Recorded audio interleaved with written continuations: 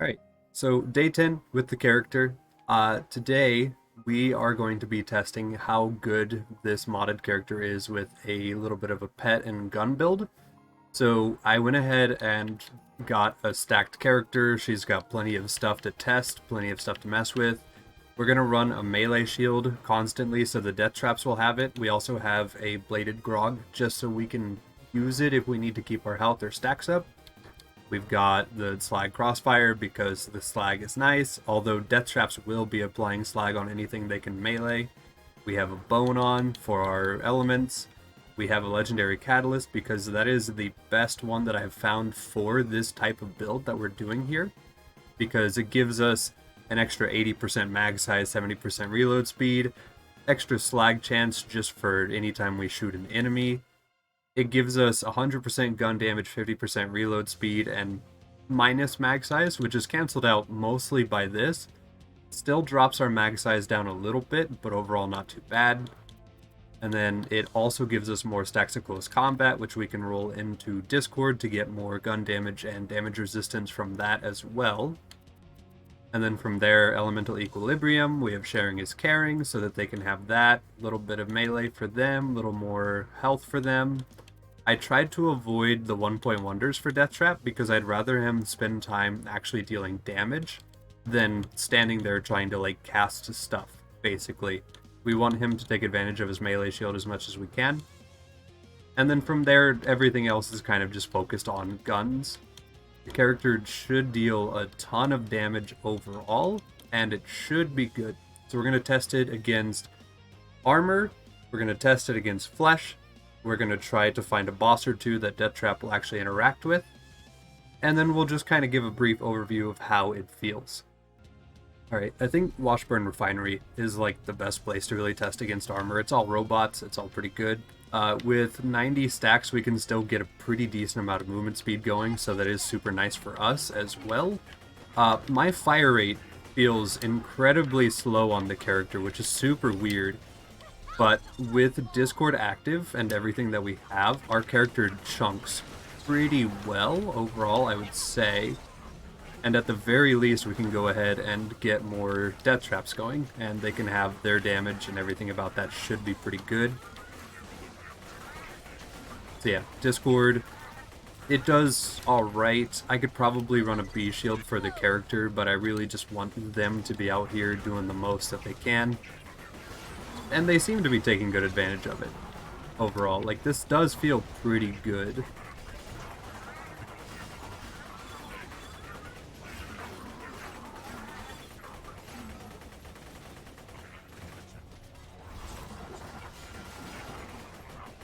Right, so BA enemy. Okay, they're trying. They're definitely trying, at least. We can give them that. We've messed with the kitten a little bit. Let's try maybe a Pimpernel. Maybe the character will do well with that. Most of the splash from it is weapon splash, so the gun damage should be good for that. Hopefully Discord will also help it out a little bit. I would imagine it should. So let's test it.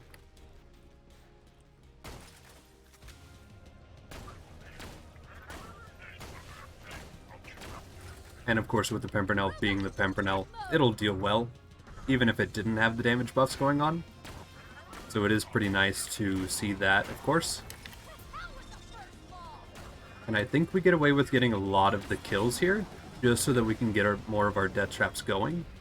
And even when we don't, I mean, they're doing fine. They're probably going to die on things like Exploders still. Yeah. So they do get themselves killed if there is an enemy that explodes. But if there's not, they seem to do pretty fine. I think this pretty much shows everything we need to know about how robot fighting is going to go. So, yeah. It's just get some stacks going, get some gun damage going, get a couple Deathtraps up. If there is an explosive enemy, or yeah, something like that, they immediately despawn though. They basically just instantly give up on us. Alright, Bloodshot Stronghold for the flesh enemies, that seems pretty reasonable to me. We're probably going to try a Heartbreaker to open it, we'll probably switch over to a Pimpernel once again, maybe a Kitten. I really wanted to focus more on guns that could provide us a little bit of healing, since our character won't really have our shield up too often. Now, I could use a B shield, but that would just be testing the B shield at that point, because that would be it. That would be our damage, of course. And I might use it if we fight a boss or two, but I don't want to really like use it for stuff like mobbing, because it won't be up. We'll have trouble with it. We could just have the melee shield to get our death traps, stuff like that basically.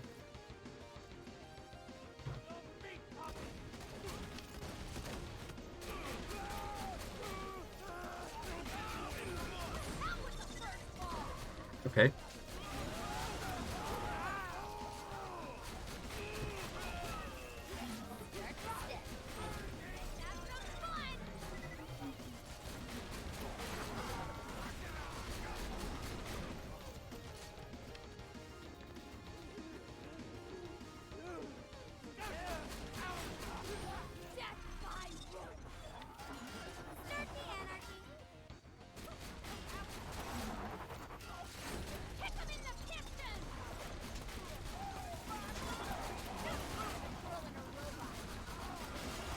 Okay, the death traps are doing a lot better here, it feels like.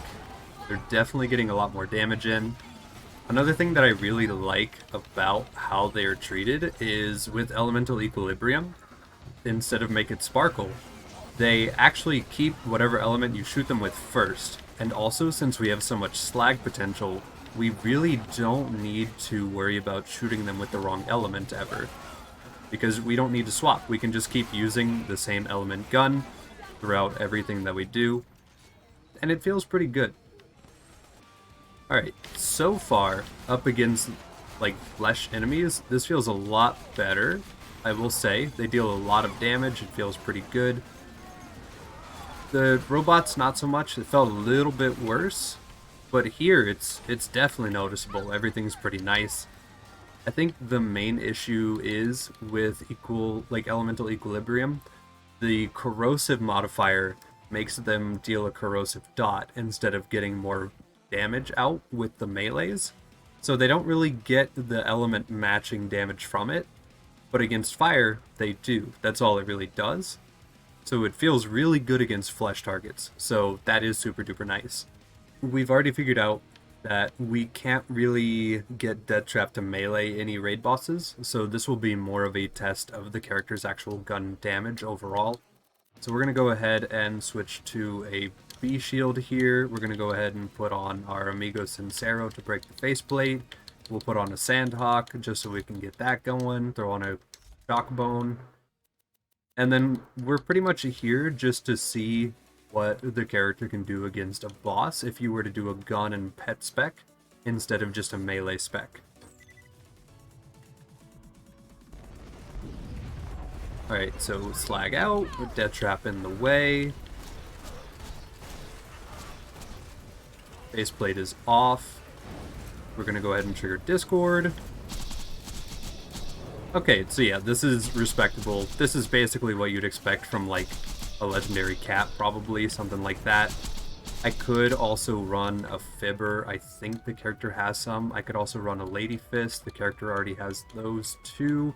I didn't keep a shock one because I'm dumb. So I guess we'll just stick to the Sandhawk for this kill. But yeah, this feels pretty much like what you would expect from a gun character at OP 10, damage-wise. So it's not bad.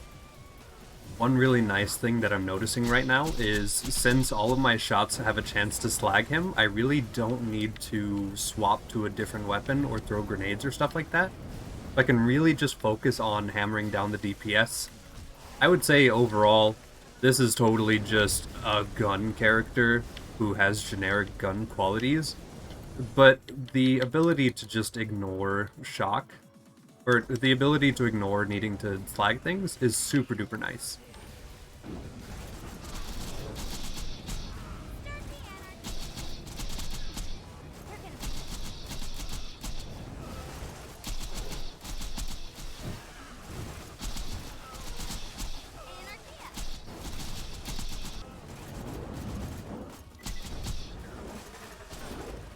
Alright, we are done. So, yeah, the character pretty much controls like a normal gun character does. The nice things are you do have Deathtrap, so you can have a distraction, but that's kind of a normal Gaige thing to have. And then you also have the slag just from shooting the enemies. If you have this skill right here, Necrotic Touch, so every time that a pellet hits an enemy, chance to slag is 3%. With the class mod without it, it's 1.5, which would still be enough to keep them constantly slagged. So the character feels good as a gun character. It's obviously not a standout.